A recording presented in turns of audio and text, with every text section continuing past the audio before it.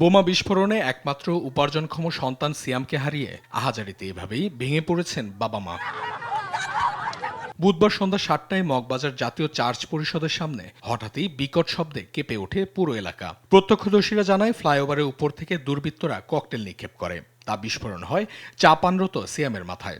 এতে ঘটনাস্থলে মৃত্যু হয় তার। সিয়াম মগবাজার এলাকার একটি মোটরগাড়ির পার্টসের দোকানে কাজ করতেন। যখন শব্দটা হয়েছে মানে দুই সবাই আসছে, তখন আয়সা দেখি এখানেই মানে ইয়ে হয়ে গেছে। সবাই দেখছে যেমন মানে মাথায় পড়ছে, 3 ভাগ হয়ে গেছে। এখানে পূর্ব অতীতে একটা ঘটনা ঘটেছিল এরকমই, কিন্তু এত বড় ঘটনা ঘটে নাই। কিন্তু এইবার যেটা হয়েছে একদম স্পট ডেড। সন্ত্রাসীদের দ্রুত শনাক্ত করে কঠোর শাস্তি নিশ্চিতের দাবি জানিয়েছেন বাবা মা ও এলাকাবাসী।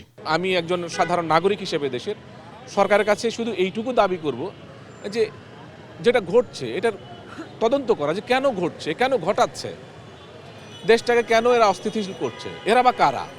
আইন শৃঙ্খলা বাহিনীর দায়িত্বে থেকেও যদি এরকম একটা ঘটনা ঘটে তাহলে আমাদের দেশের মানুষ কোথায় আমরা দাঁড়াবো।